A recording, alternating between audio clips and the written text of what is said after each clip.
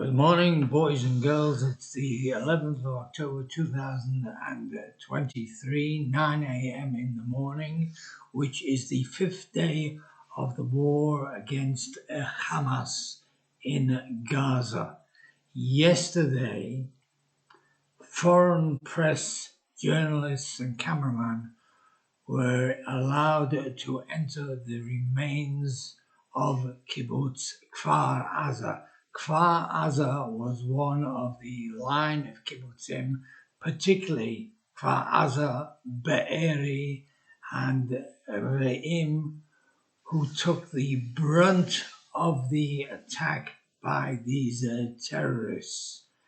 In total, of the 1,200 Israeli dead so far in the first 3 or 4 hours of day one of the terrible, atrocious attack by the terrorists. These 3 kibbutzim alone, as small villages, took somewhere in the region of 90% of the casualties, not just casualties, but of the people murdered and slaughtered within the first day. Yesterday, when foreign journalists and press were taken in by our army on day 4 into Kfar Aza, they were shown 200 body bags. The whole devastation and destruction of the kibbutz. Amongst those 200 body bags were the remains of 40 babies, some of whom had been beheaded by those Hamas, I don't know what to call them, criminals, butchers, I really don't know what to call them. When we talk about crimes against humanity, just remember that the Hamas is today's equivalent of ISIS, and remember those video clips that ISIS took in Iraq and in Syria of hostages, Western hostages, being beheaded. It's just beyond words and description to say and describe what Hamas is all about. Hamas is a terrorist organization on the same level of ISIS, and the way ISIS wanted to dominate the Arab world and then spread their evil abroad. Just bear in mind, when you see today's images of the level of physical destruction of Gaza being flattened and debris of high rises, just remember our images and our numbers, and that is why we responded. But there is something else that you've got to bear in mind. They came over with the deliberate plan of executing innocent people. This was a planned massacre. The Israeli army has never planned a massacre. I hate to use this term because all-out war is terrible. But when our planes went in yesterday to destroy those buildings in the center of Gaza. We were after the Hamas leadership and the Hamas army. No other army in the world has given forewarning of an immediate attack. We told the people, the innocent civilians, the Palestinians in Gaza, that we were about to attack. Till yesterday's jet bombing of those buildings, our policy has always been to give what we call a bang on the roof. We have forewarned of an immediate bombing by sending a small explosion onto the roofs of these targeted buildings so that the people inside have the time to get out of those buildings. Yesterday, our IDF spokesman let those Palestinians know well in advance that they had a window of opportunity to get out of those buildings and to take the route southwest to the Rafah crossing over point into Egypt. We did not deliberately massacre any of those people who remained behind. It's a terrible term. I don't like it, collateral damage, but that is the fact of what happens in war when terrorists like Hamas use urban areas and civilian shields from which to launch their rocket barrages against our civilians. Our numbers have since risen. By today's count, we have about 1,200 dead, which includes both police and the army, the soldiers and the civilians. On their side, they probably at this moment in time have a corresponding number of dead and a corresponding number of injured. The pro-Hamas supporters around the world will now be shouting and screaming of Israeli crimes against humanity. War is war. It's the most awful thing. There are dead and injured on both sides.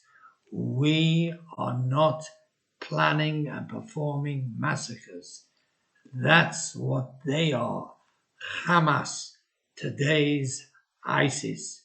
They are villains, criminals, terrorists, people who want to slaughter us. This is an end game scenario. Our aim in sending our jets in to destroy the buildings, the military infrastructure, the terrorist inhumane leadership. Last night on the news it was announced that first and foremost we are going after the Hamas military infrastructure. And once we have got rid of them, then we will deal with the long drawn out expected process of either negotiations via maybe an intermediary such as Egypt or the Red Cross or whatever. We will go after trying our best, and this is very sad, to get our hostages returned alive to Israel. Regarding Kibbutz Kfar Aza, I have had a personal connection with that kibbutz from the time in the mid-1980s when I was an envoy of the kibbutz movement to progressive Judaism communities in England. I represented the kibbutz movement in the Reform synagogues of Great Britain and the youth movement RSY Netzer. My co-progressive envoy for the liberal Jewish community in the UK was a guy called Avi Motzafi. With his wife Tzippi, we lived close by in London and we worked together. Since discovering the real gory and horrible details of the atrocities committed in Kfar Aza, I have tried to renew my contact with him, but so far it has been unsuccessful. I do know that the survivors of this massacre in Kfar Aza were relocated to the kibbutz guest house and conference center in the kibbutz Shvaim here in the center of the country. But I have no idea yet whether Avi and his wife Tzippi survived this slaughter. If there is anybody out there who has connections with the Kfar Aza and know what has happened to Avi and Tzippi, please contact me. The body bags of 200 civilians, members of Kfar Aza, were shown to the press yesterday, and I just hope that Avi and Tzippi were not among them.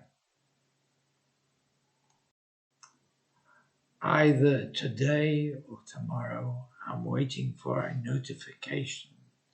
I will be attending the funeral of a 19-year-old son of a kibbutz who was missing in action for 3 or 4 days, and it has now been announced that he was killed in action defending other civilians in kibbutzim and moshavim. Talking about moshavim, also on the news last night, a guy called Arnon Ziv, an older guy, was interviewed in Moshav HaAsara, also on the border with Gaza. He related how on the first day of the war, at 6:30, he was outside of his house and he heard the humming noise of engines of ultralights. He looked up and 3 ultralights came over and landed at predetermined places in his moshav. The guys, the terrorists, got out of their planes, ran immediately with AK-7 Kalashnikovs and grenades, and killed 21 people. So although this episode is specifically dealing with the massacre at Kfar Aza, we are also talking about the deliberate plan to kill as many civilians as possible in kibbutzim, in moshavim, in towns like Sderot. Last night there was an unbelievable heavy barrage against the city of Ashkelon, where my cousin lives. This is all up close and personal. Hamas murderers want us dead. There is no issue of whether we are talking about nuances, whether we are talking about Palestinians wanting peace with Israel. I'm sure there are hundreds of thousands of Palestinians in the Gaza Strip who want to have peace with Israel, who want to come and work daily in our farms over the border in the northwest of the Negev. But if we are talking about hostages, the hostages are on both sides. They have taken 130 hostages, but they have a terrorist regime over more than 2 million Palestinian innocent civilian hostages in the Gaza Strip. Our war is not against the Palestinian civilians. They are just used as hostages and human shields by Hamas. My final word for today is this. Let's go back 18 years to 2005. Ehud Olmert was Prime Minister, and he operated a plan that was drawn up and suggested by the former Prime Minister, Arik Sharon. This was our disengagement from the Gaza Strip. We pulled back from there. We abandoned 21 Israeli settlements there, and we gave the land back to the Palestinians. Yasser Arafat landed at the airstrip there, and after a few weeks or months, he transferred to the West Bank. As soon as he did this, the Hamas kicked out Fatah Palestinian regime. They went around and they murdered other Palestinians. I remember the image of a Palestinian from the Al-Fatah hanging from a mobile crane. I remember the image of another Palestinian being dragged dead through the streets behind a flatback. This is what Hamas is all about. And this is why we want to stop and decimate the Hamas regime. Because once they took over there 18 years ago and continuously for 18 years, they have sent rocket fire over onto Israeli kibbutzim, moshavim, towns like Sderot and Ashkelon. They have fired further afield to Ashdod along the coast and up to Tel Aviv, and even as far as parts of Jerusalem. This was their answer to Israeli withdrawal. This was their answer to our idea of letting them rule their own country. Because of that rocket fire, we did close off some of the time the border crossing points, but at other times, all the time, we've been sending merchandise through to them. We have powered their electricity. We have enabled them to have fresh water drinking supply. We had them have their own port for fishing boats. But this has now ended until the Hamas regime is kicked out of Gaza. I'm very sorry to say, and that's it. So as the war goes on today, on the 5th day, and they are still sending rockets over, and we are pounding them with planes, let's just hope as soon as possible we can stop this war. I'm very sorry. That's the way it goes. I'll end here. Goodbye. Look after yourselves. And from my point of view, please share this channel, and particularly the last 2 episodes, to tell the world that we are not baby killers. They are the baby killers. They are Hamas, who act the same way as ISIS, and they must be stopped. I am relying on you to spread the word and share all of this information on all of your social media of YouTube, Quorum, Instagram, Facebook, whatever it is.